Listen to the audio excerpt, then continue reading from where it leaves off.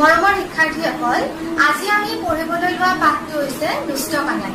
এই পাঠটো মাধৱদেৱৰ পিম্পৰা গুচোৱা যমুনাৰ আদৰত ৰচনা কৰা হৈছে। কৃষ্ণৰ শিশুকালৰ কথা বৰ্ণনা কৰা হৈছে। শিশু অৱস্থাত কৃষ্ণ কিমান সতাহুৰ আছিল পাঠটোত কোৱা হৈছে। শিশু অৱস্থাত কৃষ্ণক মাতৃ যশোদাই ঘৰত ৰাখিব পৰা নাছিল। মাকৰ চকু ধুলি দি কৃষ্ণই পলকতে কোনোবাখিনি পাইছিলগৈ। দৰাচলতে কৃষ্ণই নিজৰ ঘৰৰ লবণতকৈ আনৰ ঘৰৰ লবণো খাইহে বেছি ভাল পাইছিল। সেইকাৰণে কৃষ্ণই সুবিধা পালে আনৰ ঘৰলৈ লবণো খাবলৈ যায়। এদিন কি হ'ল, গোৱালিপাৰাৰ গোপীসকলে গাখীৰ মঠি থকা অৱস্থাত এগৰাকী গোপীৰ ঘৰত কৃষ্ণই মনে মনে গৈ প্ৰৱেশ কৰিলে। ঘৰত প্ৰৱেশ কৰি যেতিয়া লবণভৰ্তি কলহবোৰ দেখা পালে, তেতিয়া কৃষ্ণৰ জিভাৰ পানী পৰিল আৰু কৃষ্ণ গৈ সেই লবণো হাত দি লবণো খাই থকা অৱস্থাত লবণবোৰ খালে আৰু লবণবোৰ খাই থকা অৱস্থাত ইফালে সিফালে কৃষ্ণই চাই আছিল। খাই থকাৰ মাজতে কৃষ্ণই কোঠাটোৰ একাষত এখন বিচনাত এটি শিশু শুই থকা দেখা পাইছিল আৰু শিশুটিৰ ওচৰলৈ গৈ কৃষ্ণই জগাবলৈ চেষ্টা কৰিছিল। শিশুটিৰ ওচৰলৈ গৈ শিশুটিৰ গাত জোকাৰি মাতিছিল যে উঠা উঠা, তুমি কিয় শুই আছা? তেতিয়া কৃষ্ণৰ মাতত শিশুটি সাৰ পালে আৰু কৃষ্ণৰ ফালে হাঁহি এটা মাৰি উঠিলে। আৰু ঠিক সেইখিনি সময়তে ঘৰৰ গোপীগৰাকী ঘৰত প্ৰৱেশ কৰিলে আৰু ঘৰত সোমাই যেতিয়া কৃষ্ণক দেখা পালে, তেওঁ তেতিয়া সুধিলে যে এওঁ আকৌ কোন? তেতিয়া কৃষ্ণই ক'লে যে তেওঁ হৈছে বলাইৰ কনিষ্ঠ ভাতৃ। তেতিয়া গোপীগৰাকীয়ে কৃষ্ণৰ চতুৰালি ভৰা উত্তৰ শুনি তেওঁৰ হাঁহি উঠিল আৰু হাঁহি কোনোমতে ৰখাই তেওঁ পুনৰ ক'লে, ঠিক আছে বাৰু, তুমি মোৰ ঘৰত কি সকামত বা আহিলা আৰু ঘৰৰ ভিতৰত কেনেকৈ প্ৰৱেশ কৰিলা? এতিয়া কৃষ্ণই ক'লে যে মই তোমাৰ ঘৰত মোৰ ঘৰ বুলিহে ভুল কৰি প্ৰৱেশ কৰিলো। তেতিয়া গোপীগৰাকীয়ে পুনৰ ক'লে যে বাৰু, তুমি মোৰ ঘৰত ভুলকৈ প্ৰৱেশ কৰিলা, কিন্তু লবণৰ পাত্ৰটোত কিয় হাত দিলা? তেতিয়া কৃষ্ণই ক'লে যে ইমান পিপৰা, এই লবণৰ পাত্ৰবোৰত পিপৰাবোৰ উঠি লবণো খাই শেষ কৰিব বুলিহে মই লবণৰ পাত্ৰটোত হাত দিছিলো। তাৰপিছত গোপীয়ে আকৌ সুধিলে যে ঠিক আছে, তুমি এই নিদ্ৰামগ্ন শিশুটিক, এই শুই থকা শিশুটিক কিয় জগালা? তেতিয়া কৃষ্ণই ক'লে যে এই শিশুটিৰ লগত মই গৰু চৰাবলৈ গৈছিলো, মোৰ গৰুটো হেৰাল। এই শিশুটিয়ে কেনেবাকে গৰুৰ কথা জানে বুলিয়ে মই শিশুটিক জগাইছিলো। তেতিয়া গোপীগৰাকীয়ে কৃষ্ণৰ মুখ শুঙি চাই যেতিয়া মুখত লবণৰ গোন্ধ পালে, তেতিয়া গোৱালিপাৰাৰ সকলো গোপী চিঞৰি মাতিলে আৰু লবণো চুৰি কৰাৰ কথা ক'লে। তেতিয়া কৃষ্ণই কথা বিষম দেখি কৃষ্ণৰ হাতত লাগি থকা লবণবোৰ গোপীগৰাকীৰ মুখত সানি দিলে আৰু ক'লে, কি দুষ্ট গোপী, কি নিদাৰুণী গোপী, তুমিহে লবণো খাইছা, তুমি নিজে লবণো খাই মোক কিয় চোৰ সজাইছা? কথা ওলোটাই পাক খোৱা দেখি গোপীগৰাকীয়ে শেষত কৃষ্ণক এৰি দিলে। পিছত গোৱালিপাৰাৰ সকলোবোৰ গোপী মাতৃ যশোদাৰ ওচৰলৈ গ'ল আৰু যশোদাৰ ওচৰলৈ গৈ কৃষ্ণৰ কথা ক'লে। যশোদাৰ ঘৰ পাই গোপীগৰাকীয়ে যশোদাক ক'লে যে আই যশোদা, তোমাৰ পুত্ৰ কানায়ে মোৰ ঘৰত লবণো চুৰি কৰি খাইছে।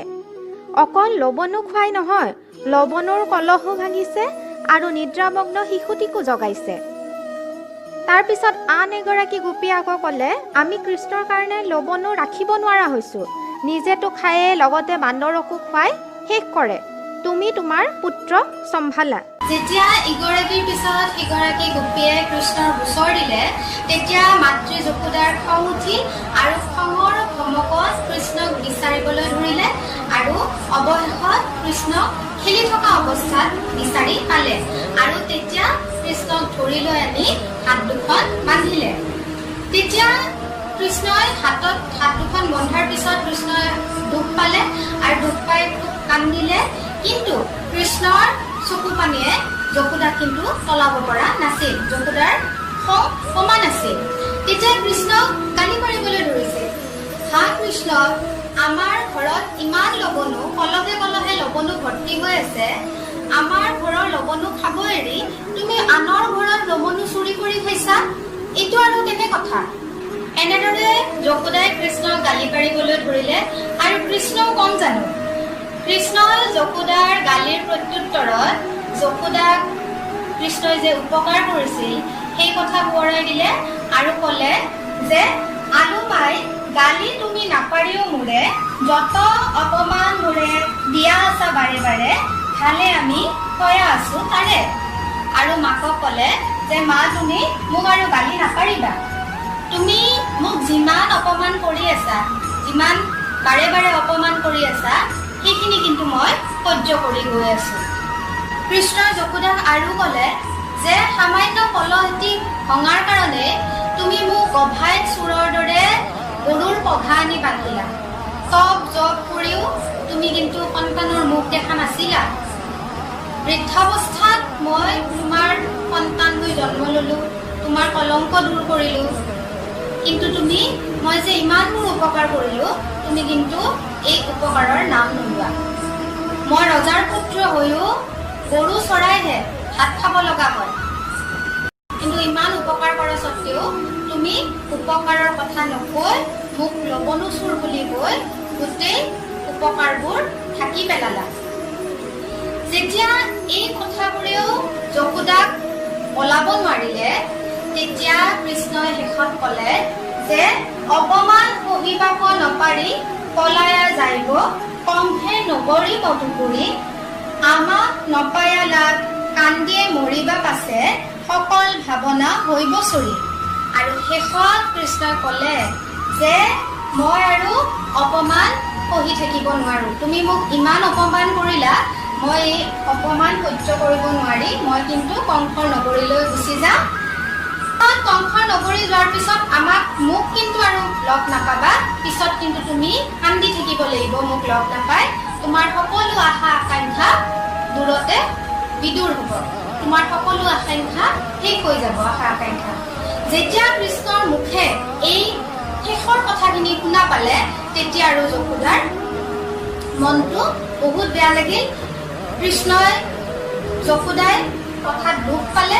শেষত যেতিয়া কৃষ্ণৰ মুখে এই কথাখিনি যশোদাই শুনা পালে, তেতিয়া যশোদাৰ অন্তৰ গলিল আৰু কৃষ্ণক সাৱটি লৈ গালে মুখে চুমা খালে, মৰম কৰিলে। তাৰ পাছত মনৰ আনন্দতে কৃষ্ণ আৰু যশোদাক মাজত লৈ গোৱালিপাৰাৰ গোপীসকলে গীত গাই গাই নৃত্য